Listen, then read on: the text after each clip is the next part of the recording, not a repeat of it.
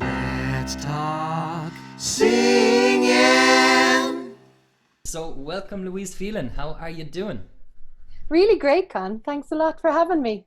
Yeah, Terrific. My pleasure. My pleasure. So come here, you're in Mexico City. How is it there at the moment? What time is it there? It is 12:30, 12:30, and we're 7 hours behind Germany. So 6 hours behind Ireland, and Mexico City is pretty good. Nice, sunny, cloudy day. Things are going pretty okay as far as the earthquake levels go. We had one 2 weeks ago. Oh God. So there hasn't been that much movement since, and just getting to grips with all of this COVID stuff over here, because this is a big city. Right. I was just going to say, yeah. So what's the feeling like in Mexico City at the moment? Kind of not post-COVID, but kind of, after the big lockdown stuff. Has there been much kind of movement back into normality? There has. I mean, the Mexican government, particularly the Mexico City government, have they're calling it the traffic lights. So we were at traffic light red, we're going to orange, then we'll go to yellow, and then we'll go to green. And green is when everything goes back to a very, very new version of normal. So we've just moved from red to orange, but there was a little bit of a mass panic because there was a lot of businesses that weren't really adhering to the recommendations. And, they call it sana distancia, which is safe distance or healthy distance. And it just wasn't happening. So the mayor, the governor of the city, basically rolled up her sleeves and said, right, you're all shutting down again. So we're going back until, you get your stuff together. Now, we're in a country where there are people that live hand to mouth. They have to get out and work. Yeah. But there was a lot of businesses that just kind of thought, we're fine now, we'll go back to normal. And that's not the case. And as we've seen in the States and other countries, as soon as the restrictions are lifted, if people go into, as we'd say in Ireland, a little bit flahoolach, they go a little bit too mad on everything. It just, the numbers go up again, and we can't afford that. This is a 28 million people populated city. You don't want, the numbers have been considerably low, all things considered, but the circles have been moving in. So more people that we know have had it, or have had people in their family that have had very bad versions of it. Some have been hospitalized, and unfortunately I do know of people who've passed away. Yeah. God. So it's no joke. That's it. It's really, it's an interesting point that we're all at the moment, where kind of people saying this kind of thing like, if I get it, I get it, won't be too bad. But actually there's some really stark, as in really strong things coming in showing how bad it is if you do get it, or how safe you need to be.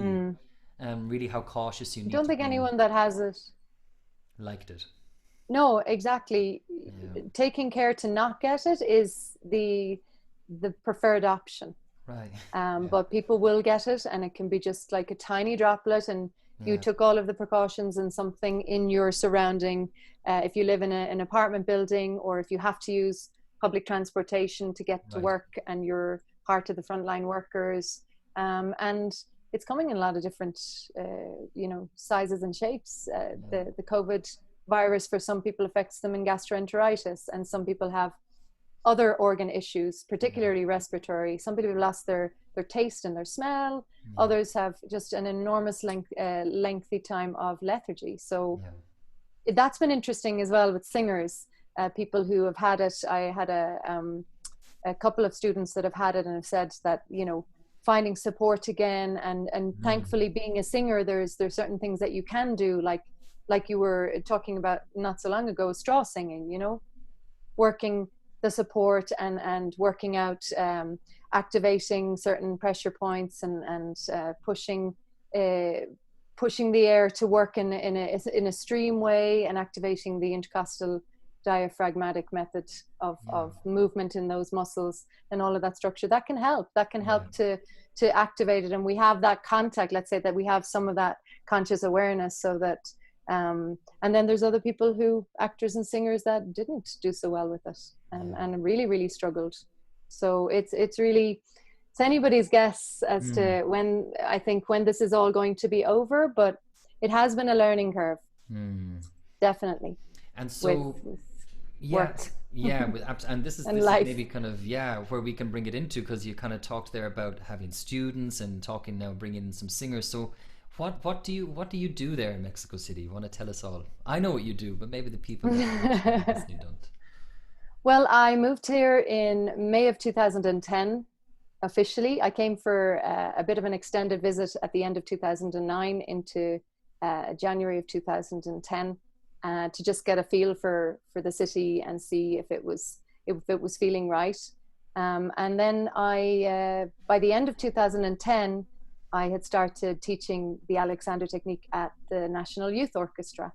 And that was kind of, a very important step, because I had by then started to also interact with musicians, and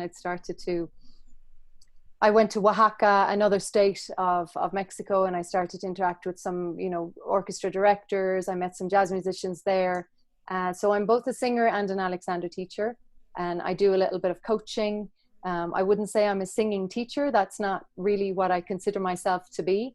I work mainly through the voice and the body, and interpretation, movement, truth, honesty, authenticity, all of that stuff is where my interests lie, and that's kind of the direction I go in. And I've been doing that since I got here. Yeah. Yeah, And so thankfully. had you studied Alexander technique obviously before you got to Mexico City? Yes, yeah. I was living. I'm obviously from Limerick, as you well know, and then I moved to Stockholm. I toured up with people for a few years, a musical educational program, and I worked with them for an additional 3 years. And then I moved to Stockholm, Sweden, which is a city that I will always have a special place for in my heart. I lived there for almost 8 years, and during which time I was working as a vocalist. I was working as a studio vocalist. I was working as a teacher. I had done my diploma with London College of Music back at home. And then I had gone to New York with my partner at the time to study. So I did, got my head stuck into, and my body stuck into all sorts of things, which is where I came across the Alexander technique, actually in 1999. And by the year 2000, I was working for Sony Music in Stockholm. And then a tour got cancelled, and I had started to explore, okay, what do I want to do? What am I going to get my focus back into? And I was looking through a brief, a leaflet of all of these little explanations of courses, and I saw Alexander technique, and I immediately was like, oh, I remember that from when I was studying in HB Studios and when I was doing some stuff at Dance Center in New York. And I thought, oh, it's back again. It's always been lingering. I mean, I remember reading about it in the Gordon Luck book or in the Michael McCallion The Voice book when I was studying, and it was there. Michael McCallion ended up coming to my training course in London and teaching us, which was really amazing, because I remember his book being like a Bible of vocal studies back in the day. And his wife is an Alexander teacher. He's since passed away, unfortunately.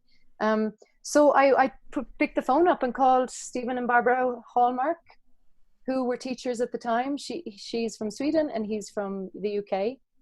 And it turned out that he studied under Walter Carrington, which was one of the original Alexander, his disciples, one of he might have been second generation teaching. First generation considered, but one of the secondary teachers that he would have taught to teach his technique. The first was Marjorie Barstow in London. And so Stephen is an incredible teacher, and he gave me classes. And then I was asking him, because I remember leaving after my first class thinking, something has shifted. Something has shifted in me, and I feel different. I'm not sure how I can describe it, but everything started to shift. My whole outlook on where my life, it just kind of took an immediate kind of turn. And he and Barbara were then also doing a teacher training course. So I was teaching drama and song at a place called Dance Center, downtown Stockholm at the time, and doing musicals and going into theaters and stuff like that. And I decided to do the training. I talked to them and I said, how many classes do I need to take to get into the course, and you need to take it at least about 30 to 40 individual sessions before you can go on to the training, and they interview you and they chat to you about what your goals are and what your expectations are.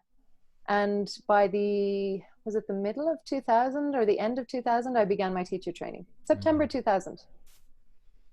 And then I trained. It's a 3-year, 1,600 hour full-time training to become an Alexander teacher. And then you can also do a postgraduate teaching term. And because of my mother tongue being English, albeit I did the course in English and Swedish, we had a conversation at the end of my second year, my second of 3 years. And I thought, I think I'd like to do my last year in London. And so I went, and I was able to transfer like student loans, and I got loads of letters from all of these institutions in the UK, very, very well known ones that have the Alexander technique, because of course my goal would be come back to Sweden, live and teach and set up a practice, which I did, but it wasn't for very long, because then my life took another turn. Stephen and Barbara were very supportive, and I looked into the teaching centers and the courses, and I settled on the Estudio with Karen Wentworth and Jean Fisher, and I did my final year with them, and then I did an additional teaching term, which meant that I got to intern at Arts Ed, and I did some Lambda work, I did some RADA, I went into Helios Health Center, I studied and shadowed a lot of established teachers, and that was amazing. Yeah, and that was at the end of 2004. Wow. The thing is, I know what you do, and I know your story, but actually I don't know all those little details, and I love that. It's great. Yeah. But I mean, that's the joy, I guess, of doing what you do and what many people do as training and teaching and going into these different techniques, is that you have this opportunity of going into these places, like you were saying, Arts Ed. No, was it Arts Ed that you were in? Arts Educational. Yeah, exactly. So getting your chance to be in there doing Alexander technique work is. I studied under Penny O'Connor, who's the resident teacher there. O'Connor, what a name. Yeah. And she is an incredible teacher. She's originally an actor, but she runs the Alexander in Arts Educational. And she took on a few interns, and I was lucky to get to be with her for a couple of terms and basically shadow her. And as we say in Alexander, put my hands on. So I got a lot of hands-on work, and it was in an environment where I immediately felt comfortable. It was a musical theatre, acting, arts, performing arts school. So I was just right in my comfort zone. And those were the times in London when I used to pop home quite regularly. That's when we'd have our coffees and our chats. And our chats, exactly. And you tell me about the world. And I'd say, just wait, when you get out of school, things are going to change, and so much is waiting for you. You don't have to have your mind made up, because I remember when I left school, I didn't really know. And I remember I traveled with Up With People very quickly. I did a year of college, and then I just sabbatical. I just took a year off, and I went on my student year with Up With People, which was hugely life altering in so many ways. And then I came back, and I was just itchy to leave again. So I came back for a year and finished my diploma with London College of Music, and then did some work with Island Theatre. I was working out in Craiganoan and was doing some gigs and was doing some plays, but I just felt, okay, I need to get out again. And that's when I applied to be staff. And so I did another 3 years with them, touring around Europe and then across North America. And that feels like a long time ago, but it was defining, because at one point, I was vocal instructor. So I was head of vocals for this musical show that was traveling around, and I didn't feel qualified to do it. I remember thinking, even with the students that I was working with that were in the program, I was always learning as I was going. And I was the first to say, I don't know, I'll find out, but I'm not sure. And obviously I had enough of a skill set for them to give me the job, but I always still feel that, even with Alexander technique, having had it in my life for over 20 years, I still feel like I'm still learning, and it's exciting. Same with the jazz standards, do I know all of the jazz standards? No. But am I going to keep learning new ones? Absolutely. It's really fun. Yeah, exactly. Yeah, if you're not learning, you're not growing, and you're not experiencing, you're not expanding. Yeah. Yeah, and it's not a daily goal. You know, I have to watch 10 videos today, or I have to learn 10 new standards in a week. Mm. It feels more organic. It feels like it moves at a rhythm that works, and I'm not abandoning the other parts of my well-being. You know, my life, my relationship, my animals, my body, Mm. my teaching. So it's again, it's finding balance, and I think that's the key. I also think moving perception, or yeah, perception of what your goals are or what you want to be as a person. As I came to this point recently of thinking about how to change my perception of how do I put this, of more so dedicating my life to some things, dedicating my life to things that I love, which means that I Yep. don't have to do it every day. It's not that I have to. I remember, actually, funny enough, this is just coming to my head when we were sitting and having a coffee, maybe, I don't know now, a long time ago. Before And Germany. yeah, way before Germany, and you told me that because I was saying to you that I felt it very difficult to read books. I couldn't read a full book. I just couldn't do it. I didn't have the concentration. And you told me, yeah, but if you once a day, open up a page, a random page, whatever you want to do, and just read that page, and that's okay as well. I You know what know, I I mean? remember Remember? that conversation. And it's Because that's what I was doing at the time. right. Yeah. Yeah. But this is what I mean. I mean, like at the moment, I'm on this journey of really of feeling that I have so much to learn, obviously, and feeling that there's so much out there to take from, and to learn from, and to experience, and to appreciate and be grateful for. But it's really about my perception changing of not having to cram everything into your week or your day or your um, yeah. So I'm meaning more so just dedicating my life to certain things now, which means that it's the process rather than Hmm. the end goal. You know. Well, that was one of the things that, Alexander would often look at. One of his principles addresses this idea of us. We're so focused on the end to gain that we're end gainers. We're constantly trying to get to that goal. And it's not that we can't have it, but if we're not present and involved in what's going on along the path of arriving to this seeming goal, because it often changes, the goalposts move, he speaks to that, and he says, it's not what you're doing, it's how you're doing it. Or it's if we stop focusing on the end, we can really focus on the means whereby. And inside that means whereby, it's the methods, the experiences, the experiential learning. And I even learned that in Up With People, as well as my years on the cruise ships. As you experience cultures, as you experience art, as you experience interactions with other people, with other ways of thinking, with other belief systems, there's a lot of information there to contribute to aligning with our own beliefs, or simply acknowledging that it's different and Mm. respecting those differences. But Mm. the end goal is not to convince somebody. Mm. It's not to bring everyone over onto our own side or win.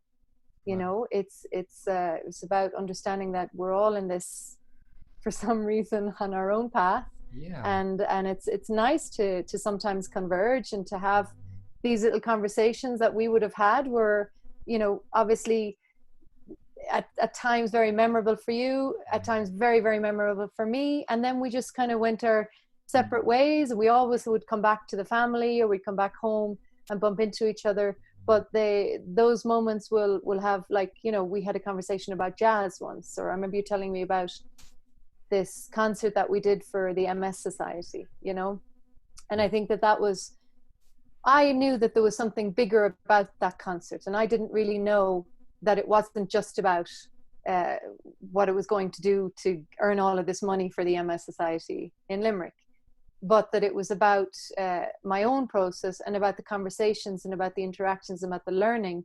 And again, when you told me that, I thought, that's another part of why that concert happened, that we talked about many things in that moment. And that was me in between cruise ship contracts, Yeah. and in between moving back to Ireland from Stockholm, and kind of feeling a little bit lost. Having a little bit of a rejig of where am I headed, and having to look inside and trust myself even more, which I think is... Yeah, I think it's very important to take stock, you know, at points in your life and be able to reflect. Oh yeah. And to not be afraid of asking yourself the hard questions, and not being afraid of closing a door and going out another one if you need to, right? That's important. Absolutely. Yeah. One of the things that you mentioned, Con, was I don't know if I can share the screen with you for a sec. Yeah. Can I? Yeah, I think I might be able to allow you to. If you let me to allow me to share something. This is something that, like, when I'm gathering, or if I'm exploring, or if I'm thinking about something that I want to do with a group, or if I'm meeting somebody new, and there we go. Thank you. Yeah, thank you. That's it. So this is a list of words that I will kind of throw out, and I'll say, what's kind of grabbing your attention today? Doesn't need to be all of them, but there's going to be ones that will jump out. There'll be ones. Someday I might check in with the word intuition, energy, and simplicity.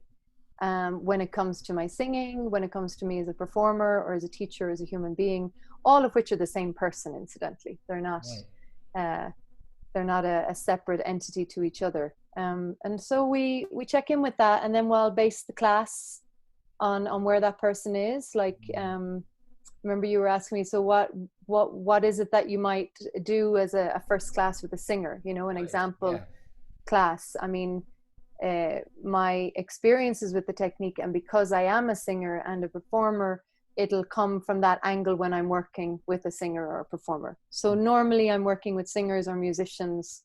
That would be like the demographic that's the main demographic of the people that I work with right now. But I do work with people who come from all walks of life as well. And so in a first class, I might whip out this list of words, and they might go, oh, that's kind of nice. And if I'm in a big group session and a big group workshop, I'll have them laminated and I'll throw them on the floor, or I'll put them up on the wall. And so I'll leave them there. So while we're working through different things, people can check back in with them. Some of these words, like primary control, are to do with the Alexander principle of the relationship between the head, neck, and the back, or the head and the spine. Okay. And that balanced relationship is paramount to the balanced and the easy natural use of the body as a mechanism. And so we can understand it on a body mapping perspective. Tensegrity, for example, is tension with integrity. And engineers use it. Architects use it when they're building, all of these tall buildings that are around me. And this is a toy that I would use to explain that. So we have little struts that are suspended but connected through little elastic bands. This is actually called, it's a baby's toy. It's called a squish, because babies normally just step on it, you know.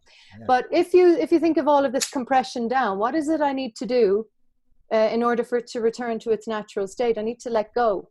I need to release the unnecessary tension. And the same as if I'm pulling. You know, if I'm over contracting or over lifting and I'm coming out of natural alignment, the struts or the little pieces of wood could represent my skeletal system, and these little elastic bands, muscles, tendons, ligaments. And of course, as a singer, there's a lot of attention, there's a lot of focus being given to from here up. Yeah. And we don't consider the rest of the body as being super instrumental in the production of sound. Right. And it absolutely is. Right. It absolutely is. So if you were to, just even sitting there, if you were to tense your knees or your legs and then you were to breathe, tense your knees and legs and then breathe, you're going to find an immediate contraction. Yeah. So if you release your legs and you find your sitting bones and you think of your neck being free, whatever that means to you in this moment, and you don't clench your jaw in any way, let your tongue rest inside your mouth. You maybe put your hand on your thumb at the bottom of your sternum, and your baby finger might be right around your navel.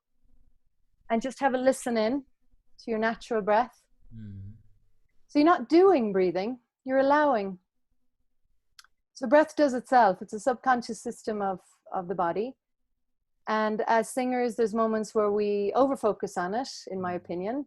It becomes an obsession rather than the motor to which, if we provide the environment for it to work in the best way possible, it will. If we start to overfocus on an extending production of air, and this is something that I'll work with people who play the oboe or the clarinet or the trumpet, it becomes a breathing technique. And whenever you think of something technique, which is kind of Alexander technique, is more of an Alexander method or an Alexander process, rather than something that we do.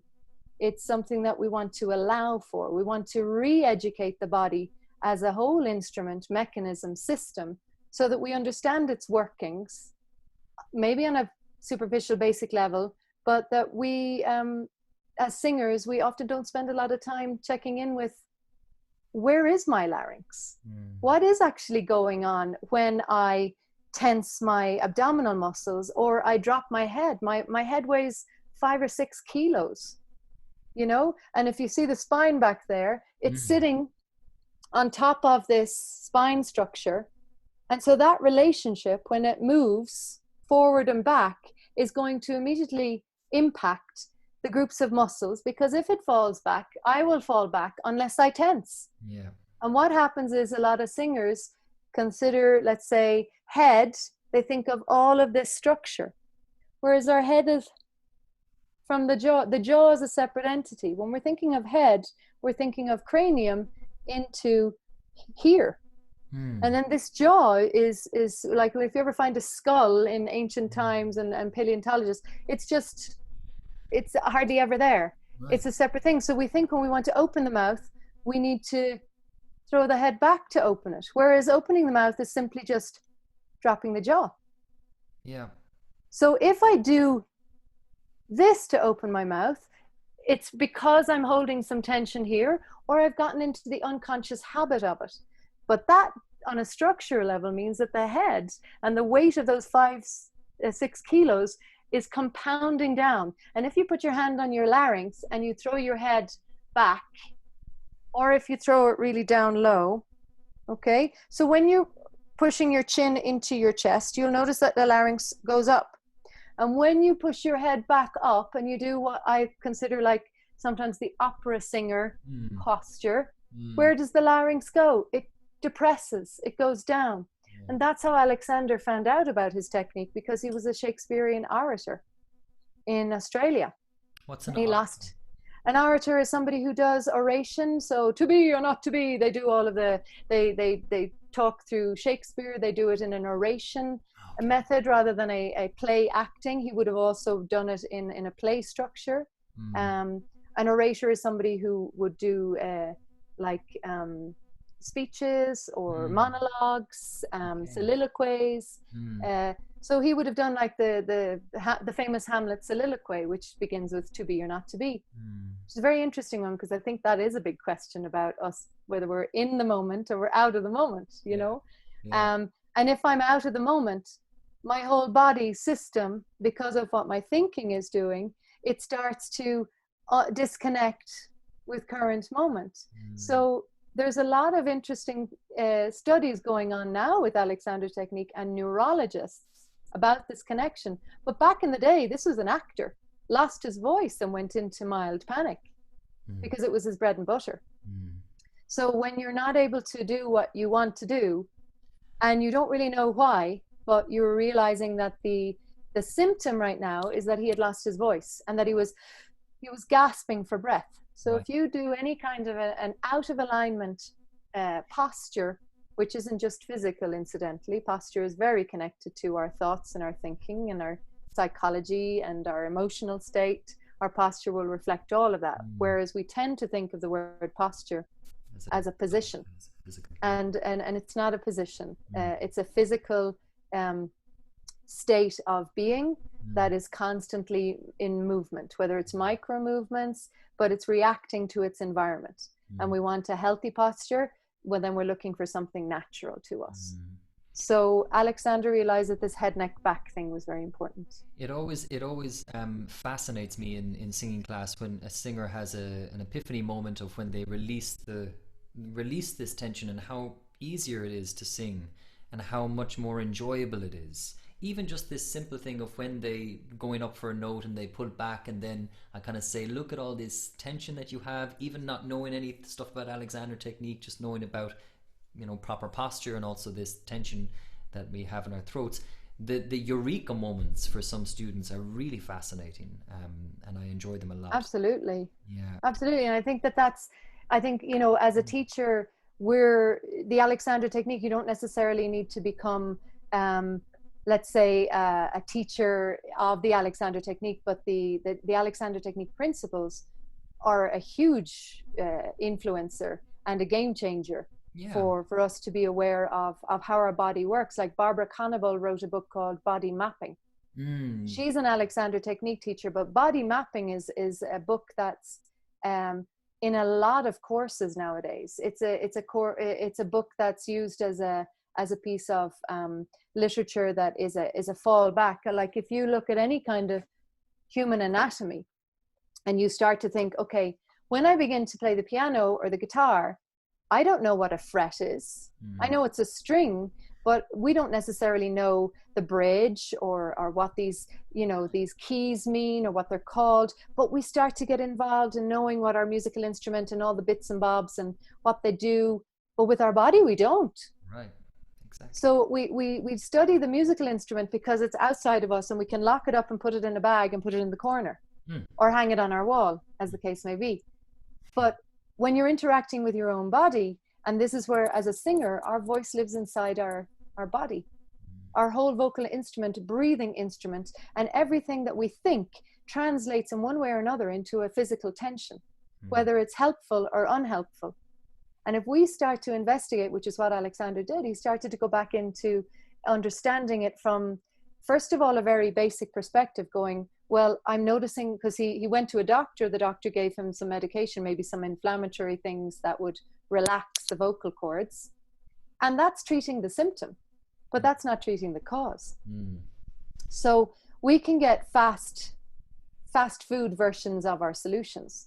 We can have somebody click something back in, but if we continue to use the instrument, if you continue to drive your car and the oil light is flashing, but then you'd rip the oil light out and you throw it out the window, you don't want to see it anymore. Eventually your car is gonna break, you know? Did that ever happen to you, Conor? I trying to rip it out. I think I remember that red car. Red car did me so well, but yeah, she died. It did me well. It did me well. Right. I had it before. Yeah, I was driving it before you.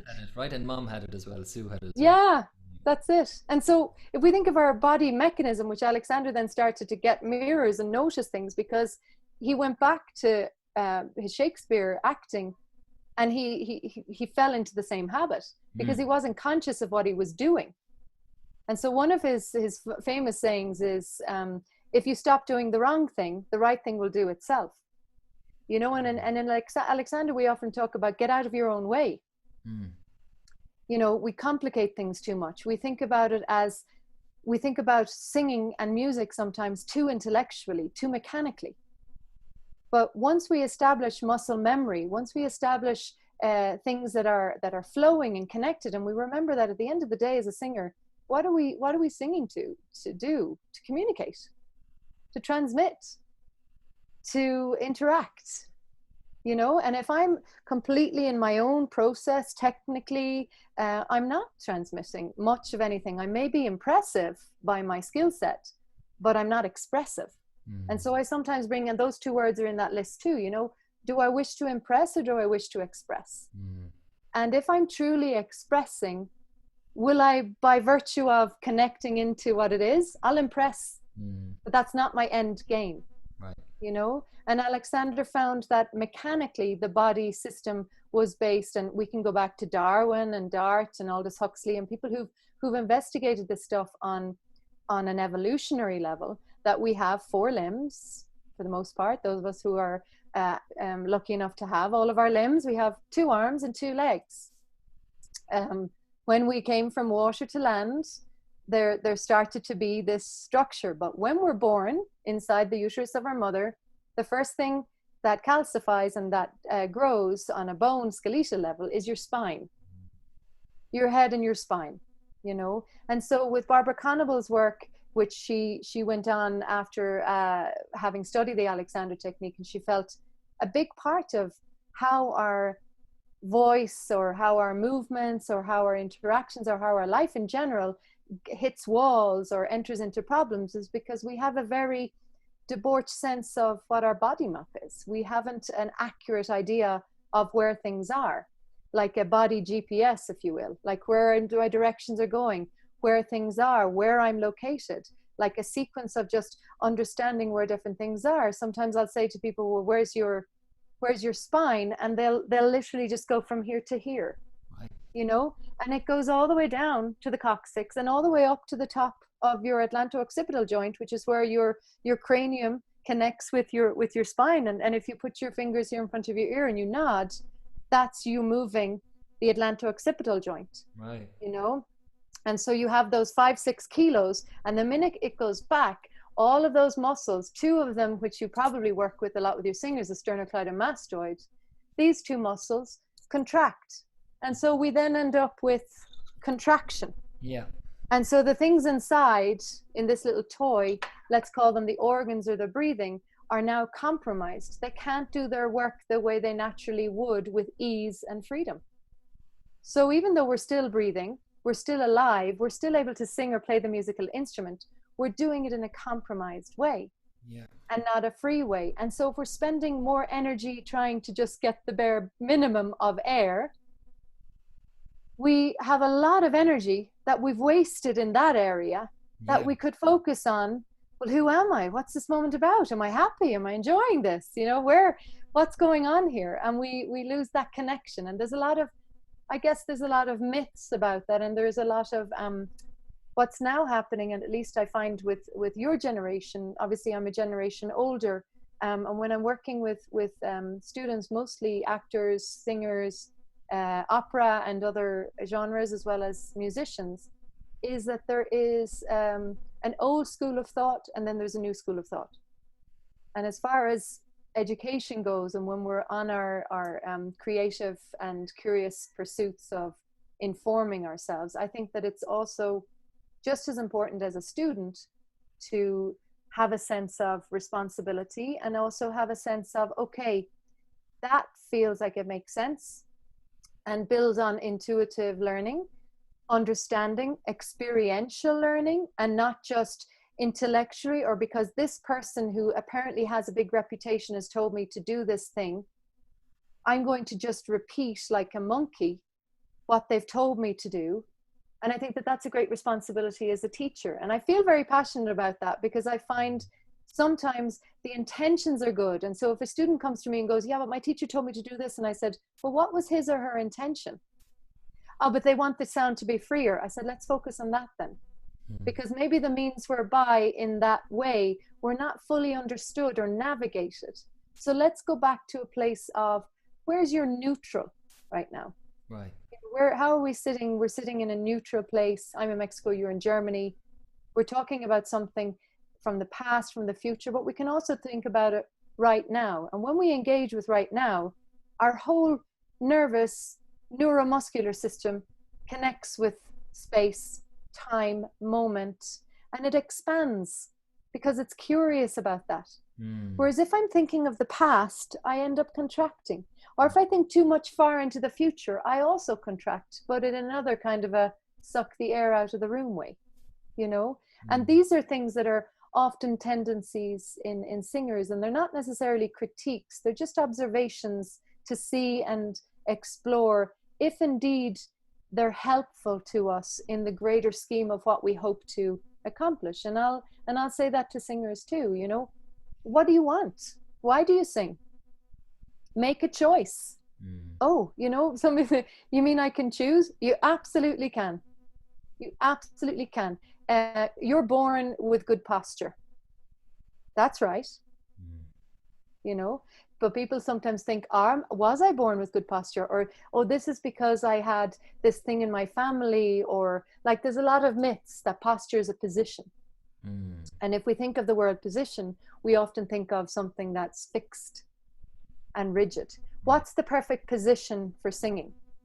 Well, Definitely not rigidity. Mm. And if I'm rigid in my pelvis, for example, or my pelvic floor, I have indirectly, but actually more directly, compromised my entire breathing system. Mm. If I clench my hands, the muscle system is one system. They do not work in isolation. Mm. They don't, you know? So it's all, everything is working in its area, but together. Mm. So if I clench my hands, and that has to do with my technique, because often singers will, when they sing, they'll do a lot of gesture for the technique, you know, and I'll see it a lot in the opera. They start to do, and singing teachers also do. And we have to be mindful as singing teachers that when our student is seeing us do this, that they think of it more internally, that they direct it from their brain to their body, rather than doing it on the outside, because it's not going to have the same effect. You're simply just moving your hands. Right. You know, so experiential, corporalidad, like the physicality of it, the experiential thing, tuning into when my voice feels free, when my voice and my body feel connected. If I lock my vision, like right now on you, if you wanted to do it to me, like you lock your vision, 1, 2, 3, lock. You immediately clench your breathing. You've locked your breathing. Right. Your breathing stops. If you lock your vision, you become like tunnel vision, which a lot of singers often do as well, and we're not aware of it. Right. Yeah. We lock in and we sing in a linear way rather than a peripheral panoramic way, which expands out into our vital space, which is the space immediately outside your body, your kinesphere, if you will. Cool. Yeah. So when I'm singing, I don't want to think of it being in one direction. I can have a point of reference. But if and this is a guy, David O'Gorman, is it him? It's a German, actually, a guy that has explored a lot about the vision, and he began as an Alexander teacher, and he moved to, is it New Zealand, possibly? He's written many, many books about it. But if you tense your vision, there is an immediate connection to the whole muscle system. Like your visual cortex and your optic nerve, it's located back here. So if we're tensing our vision, and if you put your fingers back at the back of your head and you tense your vision, you will feel all of the cranial muscles and the facial muscles tense as a result. And how many times does a singing teacher go, release your jaw, soften your face, don't make your eyebrows do that? And we think, okay, that's going to be looking at symptom, but not cause. And cause, halfway in the investigation of the cause, is you're tensing your vision. Why? Because I'm thinking of the music. I'm reading the music in my head, or I believe that I have to look like I'm concentrating, or I'm serious about this. There's, oh my goodness, you know, I body is what this guy, his name is Peter Grunwald. Grunwald, and it's called I body method. Now, he began as an Alexander teacher, and he now has created this whole method of discovering how people can will no longer need to use glasses, because they can active and reactivate and renew their vision. Right. Because of the muscle systems. So there are moments that you're looking at something and you're responding, but it's not just a physical facial response or an emotional response. It's an entire system response. Yeah.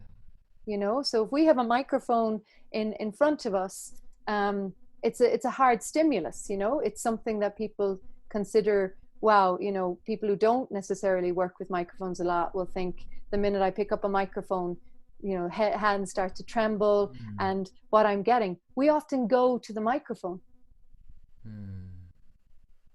rather than with, first of all, most of them are without cables, you know, cordless. I'm thinking of the words in Spanish. Okay. Inalámbrico. Wireless, right? Wireless. And so that happens, same with the flute. Right. We go towards the flute or the clarinet or the microphone or the telephone. These things are an absolute disaster. These are things that have created an enormous kind of a hunch over. An Alexander teacher from Total Vocal Freedom called Peter Jacobson talks about the tailbone. And he said, what would it feel like if you're thinking of your tailbone being like a timid dog tailbone, that it tucks in, the collapse? And then try and sing in that, or try and breathe in that. And then the ducktail, which is when somebody says sit up straight, or when somebody in the room mentions the word posture, we automatically do this thing. And that's like the ducktail. And it's not in an alignment. It's not a natural alignment. So think of it just as being a neutral tail. Like a big dinosaur tail that's back there moving on its own. You start to open up the sensory awareness of space, of movement, of nature, of balance. And by virtue of just this idea, which Alexander talks about as a direction, you're directing your thinking into your body, and your body responds. It does that anyway, whether you tune into it or not. You can plug in consciously, but unconsciously, our body is constantly reacting to how we're thinking and how we're feeling. And it's a manifestation of that.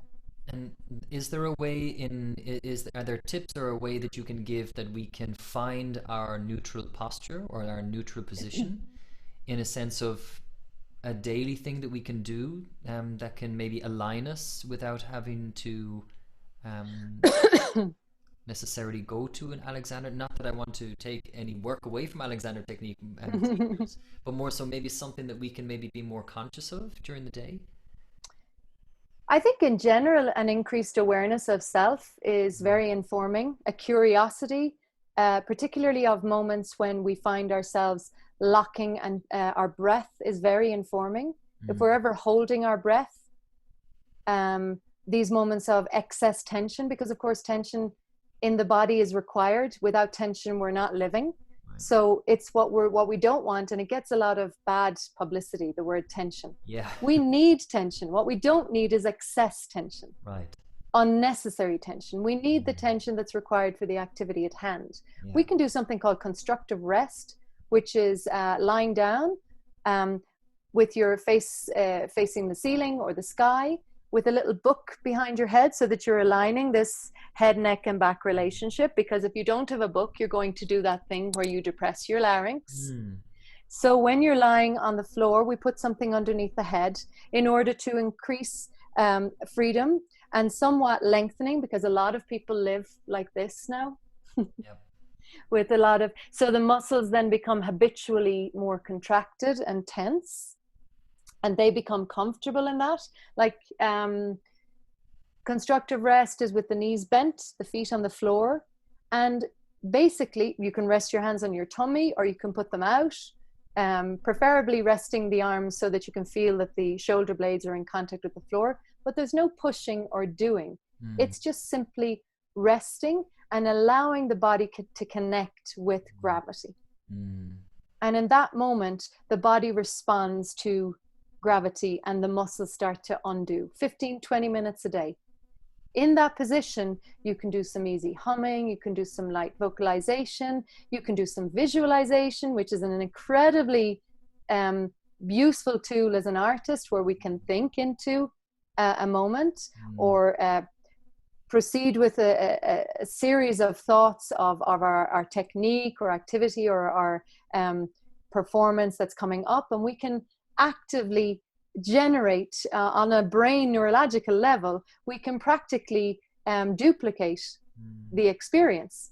And so within a visualization, we can visualize what it is we want on a conscious level.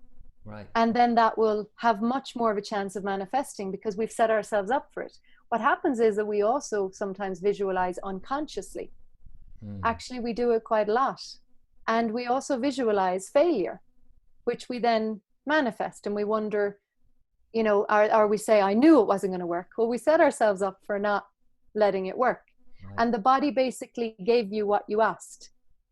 The voice gave you what you asked for. You order a pepperoni pizza from Domino's Pizza, and they arrive with the pepperoni pizza, and you're like, no, I ordered cheese, and they show you the receipt, and they're like, no, this is what you asked for. So you send a direction, you ask for something, that's what you're going to get. But if you're asking for all these things and they're habitual asks, or they're unconscious asks, and they've become so comfortable and under the radar, we might think I'm going to go off tune, or they're going to laugh at me, or I'm going to make a mistake, or I'm not going to know how to improvise on this scat. And we stop trusting ourselves, and we disconnect, and we get into the habit of constantly doubting. So doubt or fear or all of these things that are, as we speak to often in singing, can be destructive or can be obstacles. They can be remedied by things that are identifying in that moment. And what Alexander noticed when he started to figure out, okay, well, I'm pulling my head back, it's depressing my larynx, it's making me gasp for air. Even if I rest for 2 weeks and I don't talk at all, I'll go back into that habitual way of using myself. So it's something that I'm doing and that I need to stop doing. Yeah. And so he understood then, looking back into anatomy and evolution with head, neck, and back, this is where it naturally is. You look at any kid walking, as they begin to walk or they crawl, the head is forward of the spine. It's heading in a forward and up direction, not a back and down. And so he then realized that even though he wanted to do the forward and up, as soon as he went to do forward and up, he noticed that his head went back and down because the habit was very strong. It was influencing so strongly because it had been established for so long. Right. And so the key, and there's several philosophers, Viktor Frankl, a guy that survived, a friend of mine, Pablo, was telling me about his book, but he speaks to something called inhibition, which Alexander coined, not the Freudian inhibition, physiological and psychological inhibition, in the way that we can say no to a stimulus. If we say no to a stimulus, it means that we're conscious in a moment where a stimulus is coming towards us, or we're in a moment of making a choice. And in that moment, we have the choice to choose freedom or to choose to not respond to the stimulus. And this is inhibiting. So right before he directed the head forward and up, he realized that what he needed to be directing is not back and down. Right. And then the head naturally goes forward and up. So it wasn't about the doing, it was about the undoing of the wrong thing. So I thought that was kind of cool. Yeah, that is incredibly interesting. I mean, but so really, because there's two strands of talking that you were kind of, what I was picking up on was the performance and the classroom. Yeah.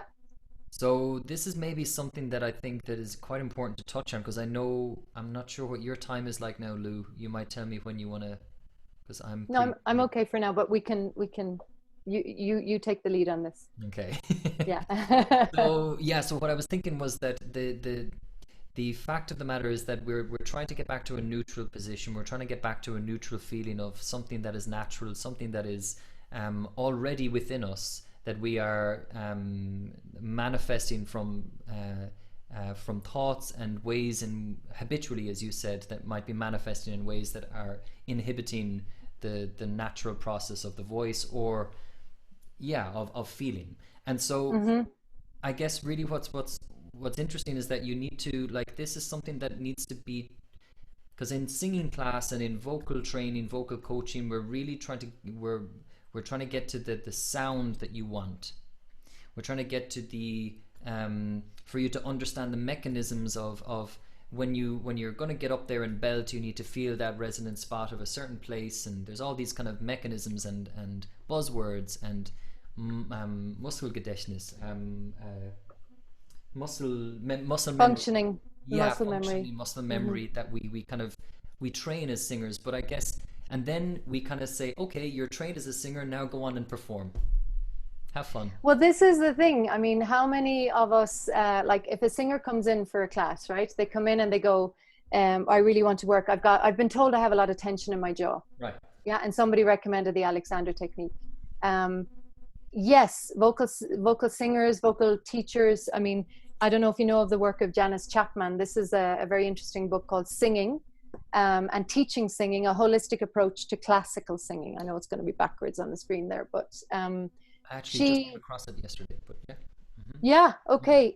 She's an Australian opera singer and works, and I came into contact with her through Carlos Aransai, who's a vocal coach pedagogue and is the director of one of the National Opera choirs called the Madrigalistas.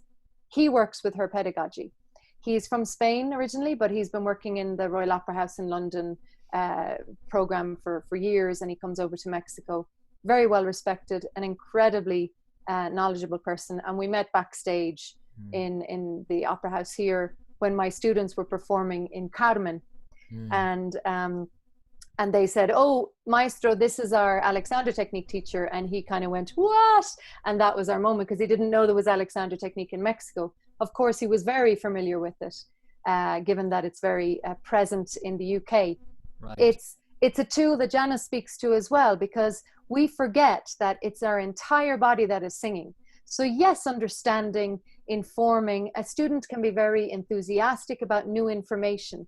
But of course, it's not just about the intellectual information or delivering something that the teacher goes, yes. It's about instilling a sense of responsibility, a sense of intuitive knowing, physical knowing, giving a student tools. We don't want them to be like dependent on coming to classes in order to advance all the time, you know? And singing isn't just about making sounds that sound nice. It actually isn't. It's not just about that. We can understand how a musical instrument is, but I can make a guitar sound really, really ugly if I just hit on it, and I don't understand the making of it, and I don't understand that how I use my own physical instrument will affect how that guitar responds, and vice versa. And so, you know, it's made of wood. It's also got vibration. So we work on expanding that. An Alexander technique teacher will go into a session, and the first thing that a student will, I'll say at least, is that I'll go, okay, have you any particular issue that you want to work with? And then they'll start to tell me certain things or certain ideas. I'll check in with their body map. I might give them some words and ideas. I'll get a glimpse, and I think as a teacher, as a vocal coach, it's very important for us to get a glimpse of their understanding of their own design. You know, how we work. Maybe we start to do some body mapping, and we start to explore things not in a right, wrong, correct, incorrect, constructive, destructive, labeling, giving it value way. We want to just be curious. We want to just touch back in with some of the ideas that we've had that have been maybe slightly off center. Like our system, like if you just cross your arms right now, we cross our arms in a habitual way. And if I was to say, now do it the other way, a lot of people won't be able to do it. They'll have to think about it. I have a clock in my teaching area that goes backwards. So it gives us the information. It just gives it to us the other way around. So it's 12, and then it goes 1, 2, 3, and it goes in the opposite way. So for you, that would be this way. And people look at the clock and they think your clock's broken. What's wrong with your clock? Or they take the time and they read the time from the clock in the habitual way of a regular clockwise clock. But this clock is going anti-clockwise. So we just need to switch our brain around. And some of the Alexander work will be an undoing, and it might feel a little bit uncomfortable at the beginning because it's not habitual. But not all of our habits are good, and not all of them are bad. So we want to start to identify what we're understanding, what we hope to achieve, and being flexible and adaptable within some of those goals. You know, a singer might come to you with one set of goals, and throughout the classes with you, they might change their orientation and their direction completely because they've realized, this has taken on a new life form. And I think that us as teachers also need to not, tend to impose our own ideas. We're imparting knowledge. We might have a few more years of experience with it, but we can be just as much the student in a class as the teacher. And so that interaction is also very helpful. And what it does is it sets up an energy, a body language, a flexibility, an availability to transform, to explore, to make mistakes and not critique mistakes. That tone is off pitch. Well, pitch is completely subjective. So, so when we're talking about tuning, let's go back into tuning of what our idea of tuning is, and let's go back into our body and ourself.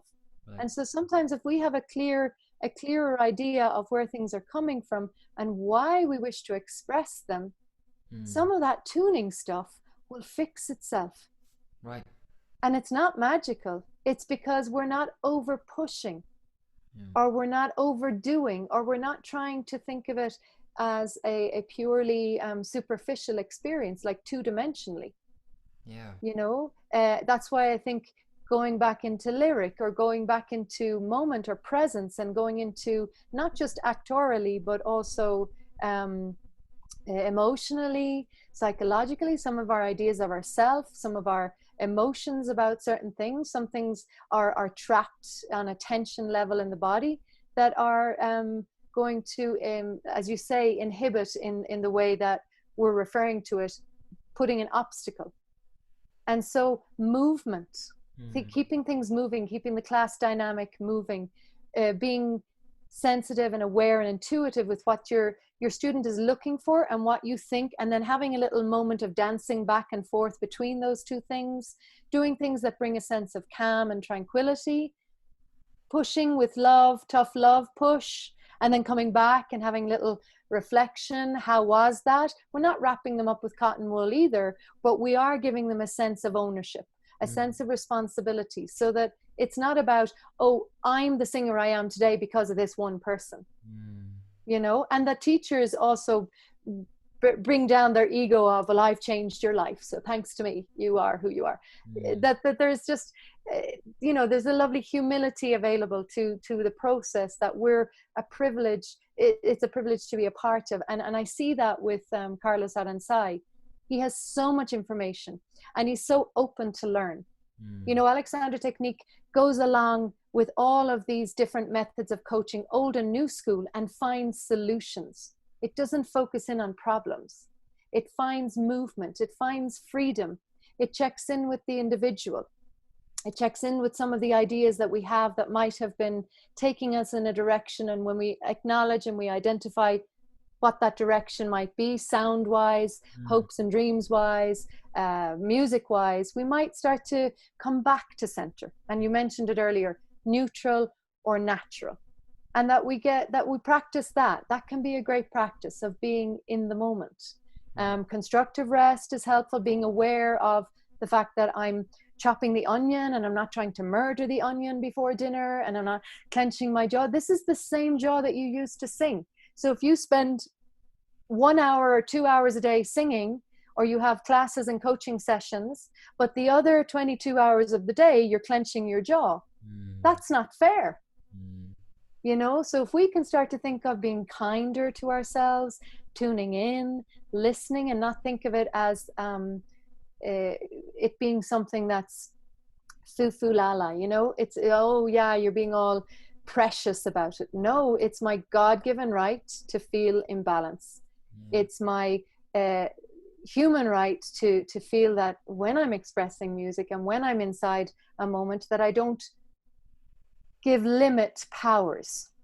I don't set myself up for locking in to a specific idea, and that I build on that trust, that innate trust, that my body in its intelligent, sage way is going to give me certain information that's going to be very reliable.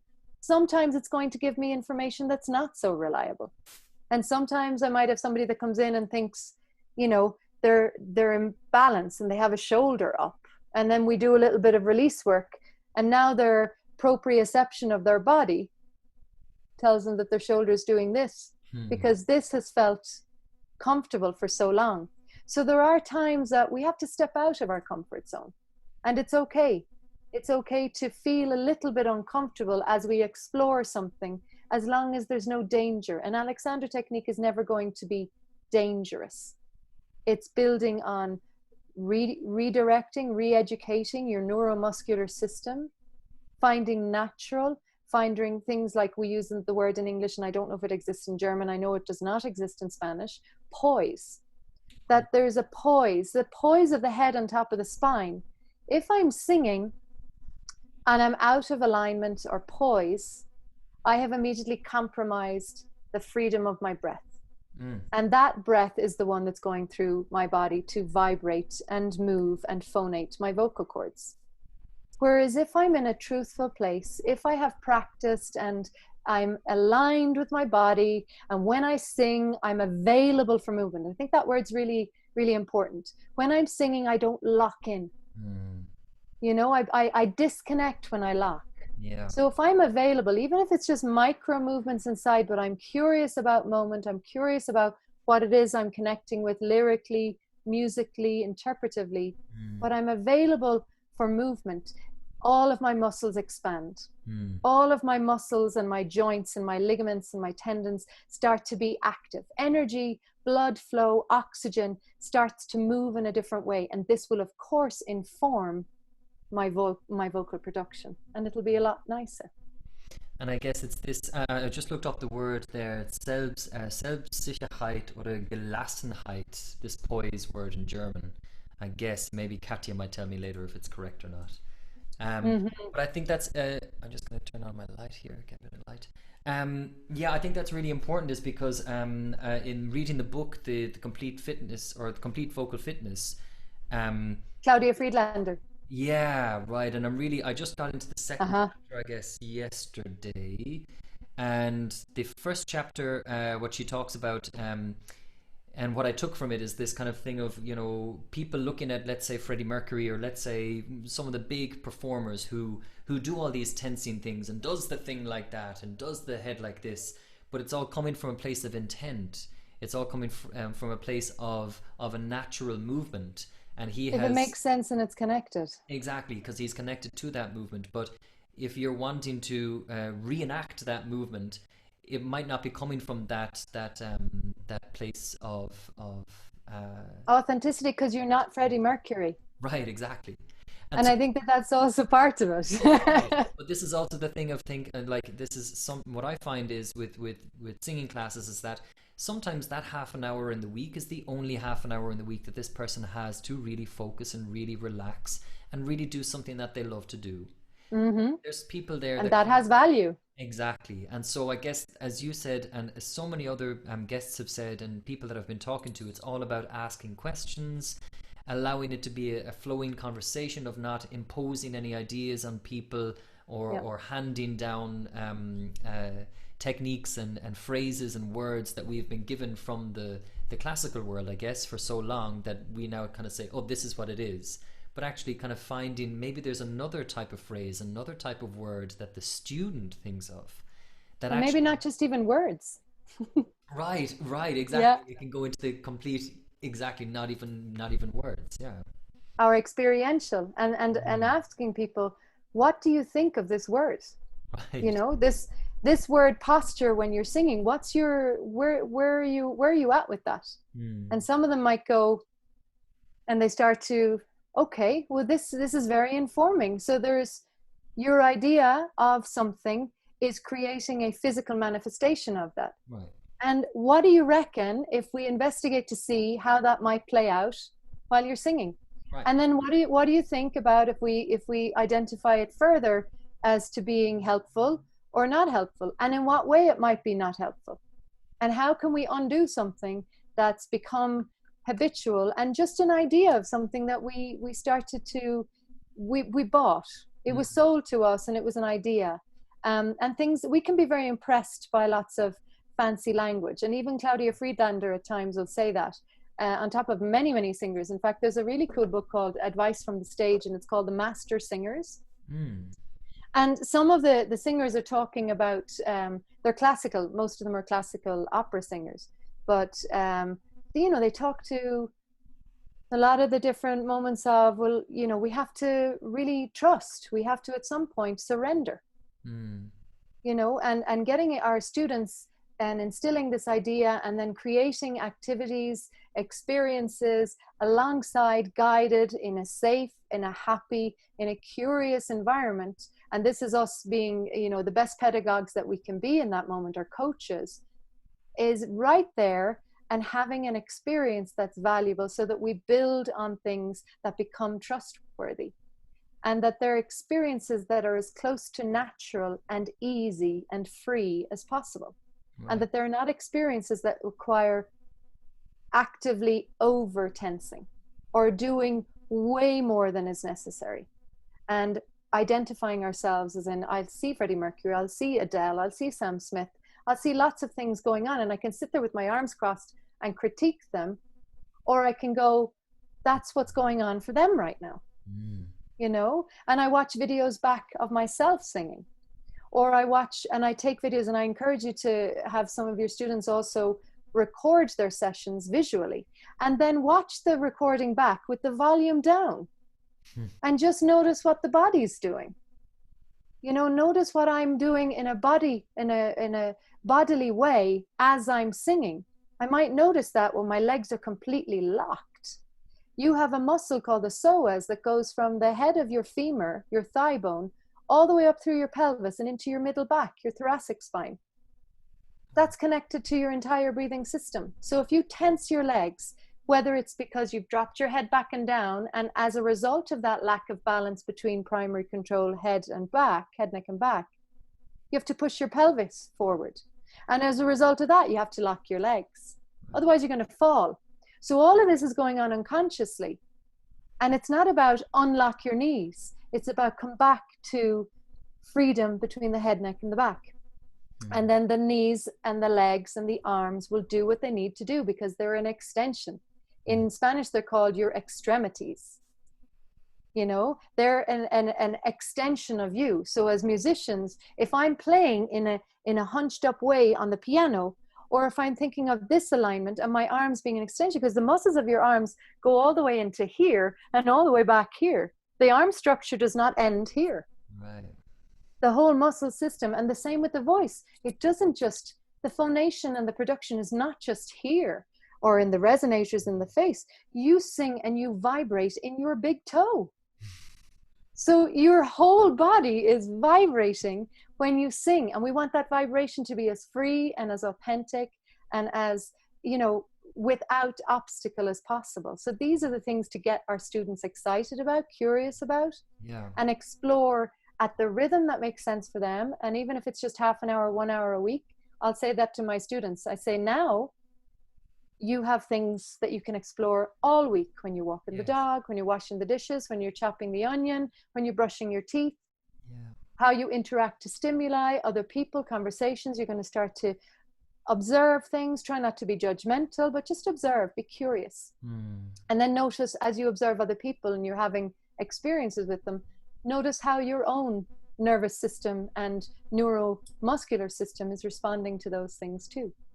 And that's really informing that we open up those channels and we start to communicate, and we start to rebalance. And I think the Alexander technique being, just to finite all of this, I think in conclusion, I think it's part of all of these reputable schools and institutions, and it's been in existence for so long.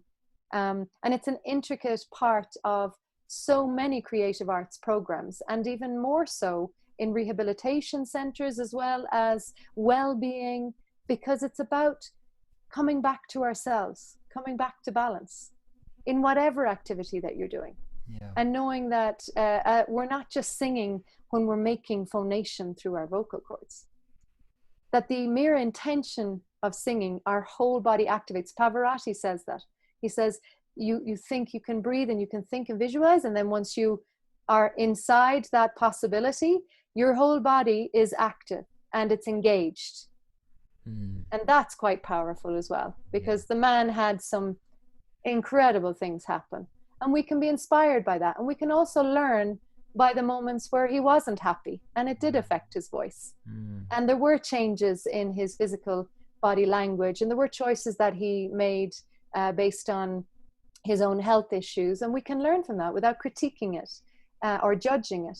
And so there are going to be singers that will inspire me, and there are other singers that are extremely successful, or musicians that have awful body use or posture, and they're still making the big bucks, you know, that money note or what have you. That's a choice, maybe conscious, maybe not conscious. But once the Pandora box of consciousness is open, I want to make good choices. I want to make informed choices, and I want to make healthy choices. And I guess also where you're with the Alexander technique is that you're also instilling mindfulness really in your student or your client that can also translate to the stage, right, when they Your perform. mindfulness is essentially consciousness. It became a hashtag word about 10, 15 years ago, long before Alexander Technique was using the word consciousness. Right. And mindfulness blew up. And it's being filled with the moment. And Patsy Rodenberg, who's an incredible actor, pedagogue, teacher, has a few books out there. There's another book I'll recommend to you, and it's called Second Circle. And it's about being in the second circle of being present in the moment, where there's this give and take. And we are connected to a moment, and we are recipients of stimulus and interactions, and we're also giving. The first circle is when we're so inside our technique that we're thinking into the past. We're protecting, and we're not expressing and sharing. And oh, sorry about that. Okay.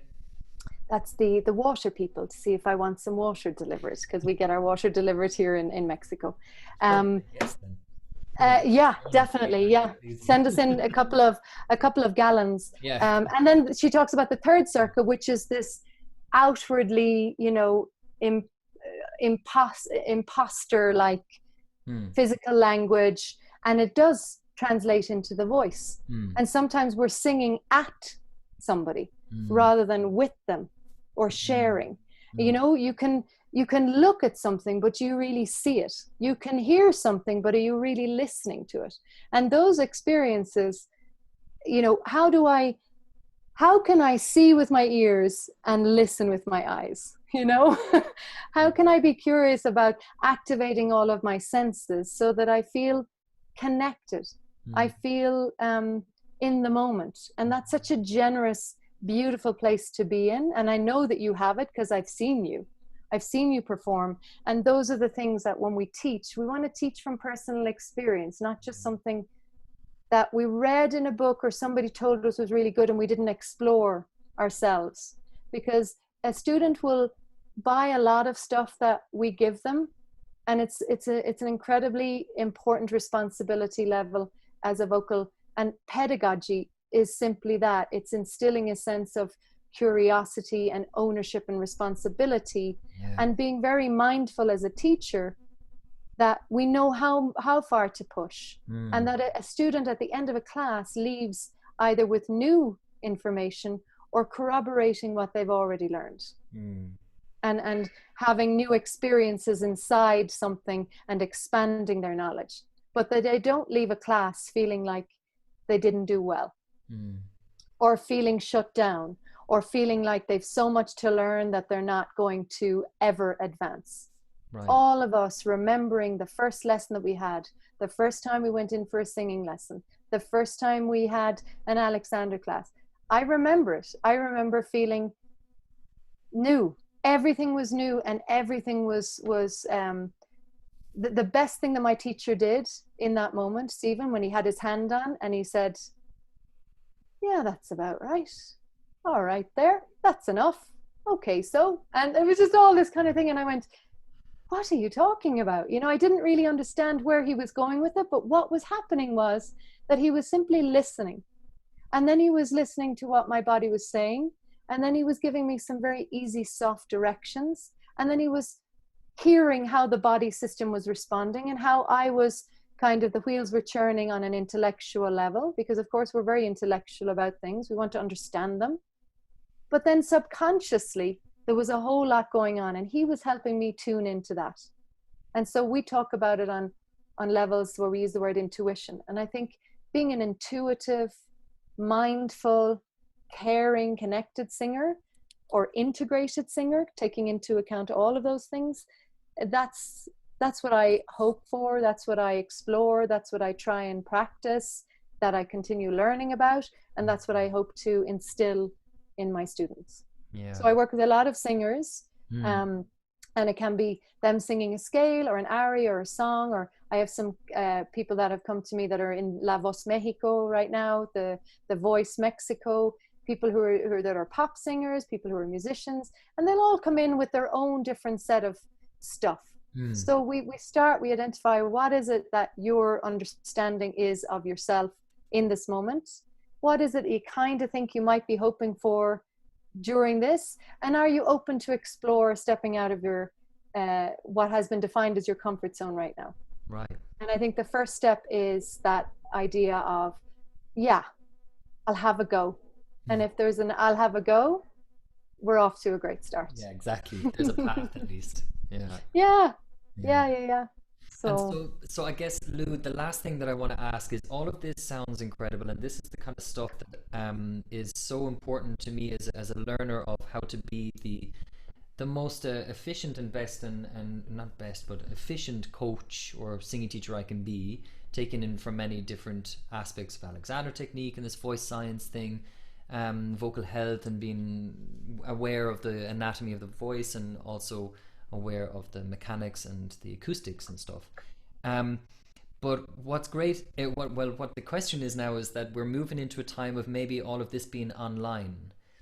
And I know you're gone through all of this online teaching, and Alexander teaching online. How was it, and what was your takeaway from it?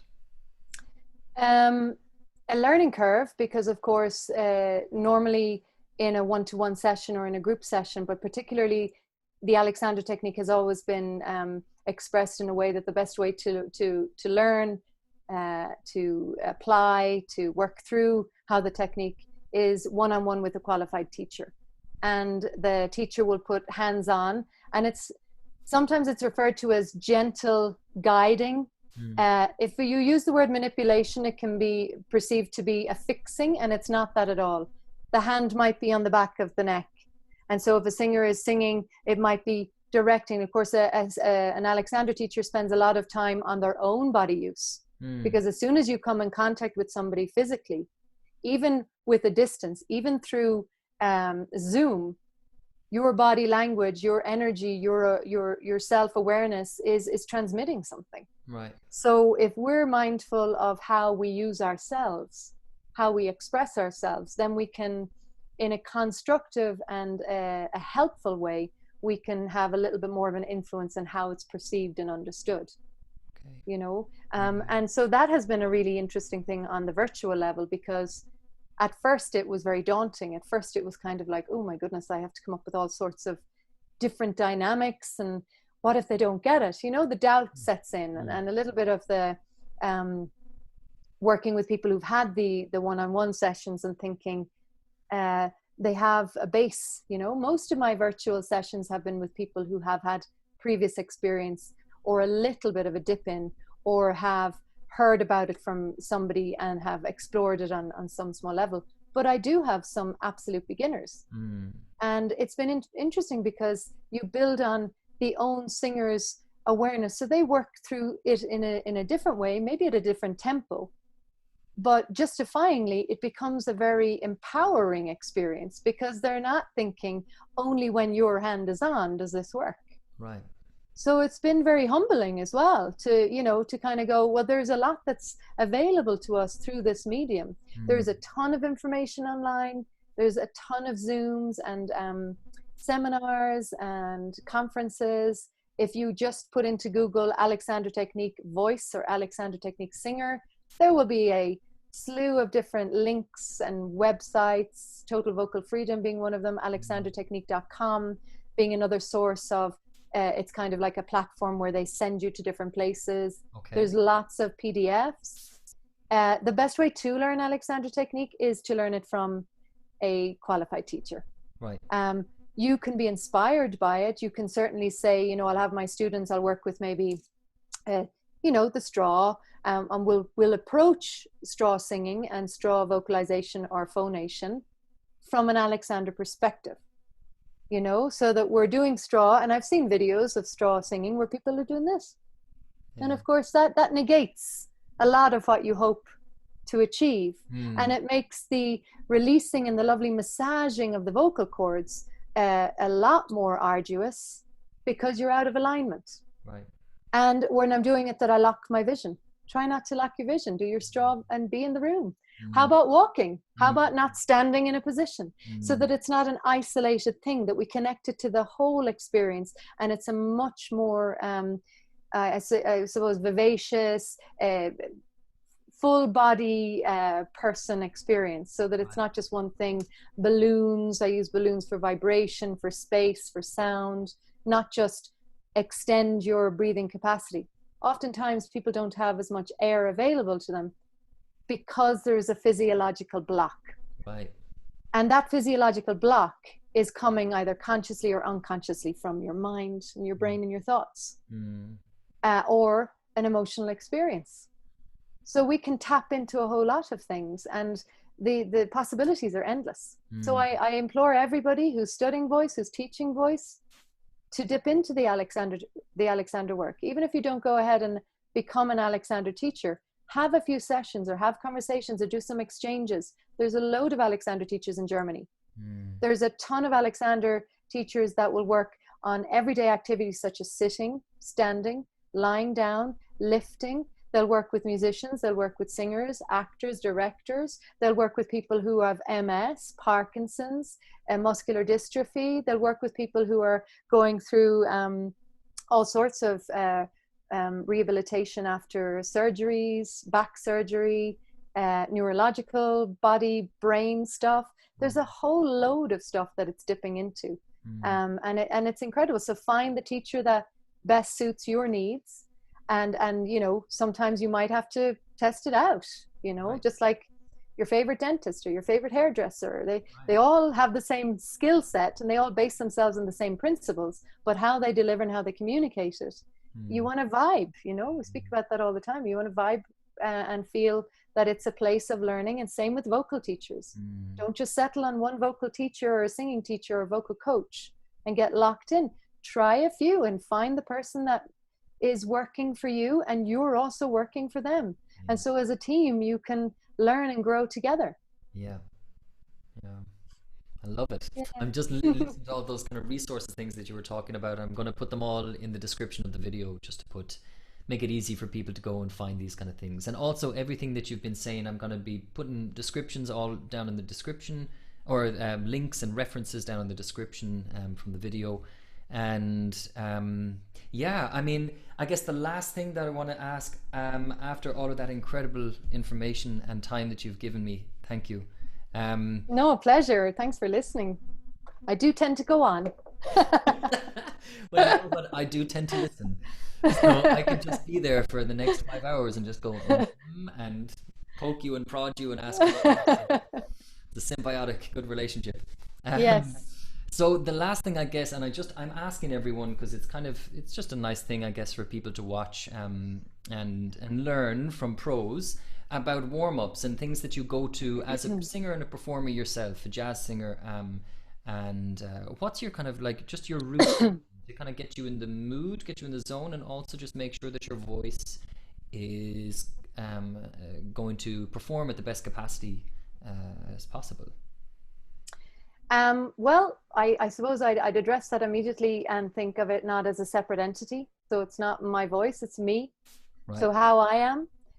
So I'll do things like constructive rest, I'll stay hydrated, I'll feel like I've done the preparation, you know, so that there's no question about memory or that I haven't rehearsed to the level that I feel comfortable. Available physically, definitely available physically. My body activities, when I sing, I like to move. I don't necessarily go through an enormous amount of particular things, like, yes, some arpeggios, yes, some intervals, if I fancy, if I feel for it. But I also think through the concert, I do some visualization work. I might do a little tongue or a lip trill just to open up the muscles in the front of the face. There might be some kind of tapping going on, but I certainly feel that, you know, when my vocal cords are opening and closing, I'm also speaking. So it's not a different voice. It's the same voice. It's the same structure and function. So if I speak throughout the day, that's also warming up. I also take care to speak in a way that feels that I'm not tensing, you know. So if I speak this way, that's very likely going to enter into the way I sing. So I mean, babies sing, they don't think about technique. Right. They don't need to warm up. We also have primal sound, so there's some nice, like, kind of, I think I remember seeing one of your videos where you did some humming and some ma ma ma. I think it was Steve that was doing it. I stay in the room. I sometimes might do a siren because I just think they're fun. But there's no real end to be gained or goal. It's just kind of saying, here we are, and this time my expression of my truth and what I want to communicate is going to be through song. Right. And that's it. And do you feel then as a singer you kind of have to have the toolbox prepared and ready so that you can choose in that moment before a performance to not pick one, or to choose one that you feel that will apply today? Is it something that you would kind of encourage people to have a toolbox? I definitely do. And actually the word in Spanish is often what I consider the Alexander technique to be. One of the additional tools, and maybe the tool that helps a lot of the other tools work well. Right. You know, and it's something that we apply and we work on, and we can consciously work through things. In the moment of performance, trust. Not thinking about technique or placement or line or any of that. Trust, because what's going on and what needs to be there in that moment is transmission, is enjoyment, is connection, is communication. And so in that moment, I must trust that everything I've done prior to that, and all the tools, the ones that I'm going to need are going to be available, and the ones that are not going to be needed or available or accessible in that moment, I'm not going to focus on them. Right. I'll maybe come back to them and go, now I see that I kind of was leaning too much into this side, and I'll be constructively critical about certain things. But I think that's a big word. And I think that once we've worked through visual awareness, our audio, what we're listening to, what we want to hear awareness, but also sensory awareness, emotional awareness, our comprehension and our understanding and our intellectual awareness, and then final step, go. Connect, trust. I don't think any jazz singer that's truly like at the absolute gorgeous, beautiful space and spot, that wonderful space that you can be in, are thinking about technique. No.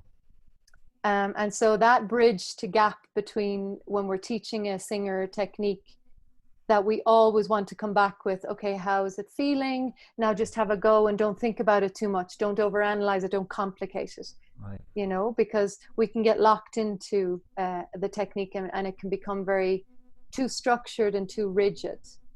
So when you're actually singing, I think the greatest communicators are the ones that are absolutely in their moment, with the orchestra, with the other musicians, with themselves, with their audience. There's a complete, like Dave Brubeck refers to it, as you say, the zone. You're literally, it's just passing through you. Janet Baker also talks about it as like the glass. We do all the work, we do all the technique, the training, the tuning, the all of the breathing and what have you, and we explore all of these different tools, and in that moment just keep the glass nice and clean and let the music come through. You know, and Dave Brubeck refers to that because he often got asked, what is it that's coming, you know, comes to your head? How did you decide to compose that piece? He went from classical to jazz to contemporary to opera to, I mean, he was a gamut of different genres over his career. And he just said, I open up the pathways. I receive and I respond. And I think that that's gorgeous as well, to know that we're capable of adapting, we're capable of transforming, we're capable of responding to lots of different things in ways that we don't have to control. We have to just allow and permit and trust, because naturally our body and our whole system will ultimately decide, and we're going to either fight it or block it and try and control it, or we just surrender. And that's another word, I suppose. Surrendering. Surrender to the moment. Yeah, I also love that little list there right at the very beginning of those words. you might send them to me at some point. That would be nice. I will, yeah, sure. My wall. That's lovely. No, I think that that's really what I was hoping to get out of this. You can come up with your own words, Conor, for your students. Right. Yeah. And all in German. Yeah.